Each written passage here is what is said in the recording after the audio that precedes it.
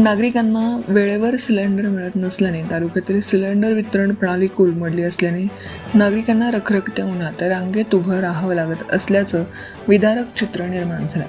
बदलत्या जीवनशैलीत सध्याच्या परिस्थितीत बहुतांश नागरिक गॅस सिलेंडरवर अवलंबून असल्याची वस्तुस्थिती आहे.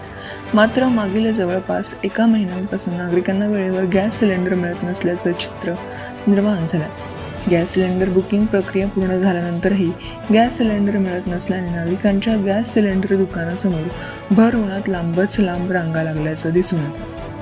एकीकडे गॅस सिलेंडर मागे भाव वाढ तर दुसरीकडे सिलेंडर मिळवण्यासाठी नागरिक त्रस्त असा दुहेरी मोठ्या प्रमाणात त्रास सहन करावा लागत असल्याने मोठ्या प्रमाणात नागरिकांच्याकडून रोष व्यक्त करण्यात येतो. गॅस सिलेंडरचा कुठेही तुटवडा नसल्याचा गवगवा शासनाकडून केला जात असला तरी एका सिलेंडरसाठी नागरिकांच्या निदर्शनास येत असलेल्या रांगा वेगळंच काही सांगून जातात.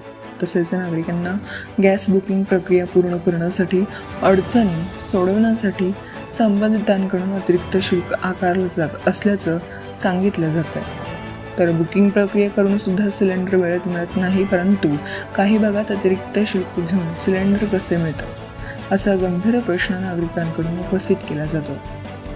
त्याचप्रमाणे सिलेंडर मिळवण्यासाठी रखरखत्या उन्हात रांगेत उभं राहावं लागत असलेल्या प्रसंगांमध्ये नागरिकांच्या तब्येतीवर रखरखत्या उन्हाचा विपरीत परिणाम होऊन दुर्दैवी प्रसंग निर्माण झाल्यास जबाबदार कोण असाही नागरिकांकडून प्रश्न उपस्थित होतो. सत्यशोधक न्यूज चॅनलकरिता राजकुमार चिंचोळकर, बाळापूर तालुका प्रतिनिधी. Subscribe now and press the bell icon. Never miss an update.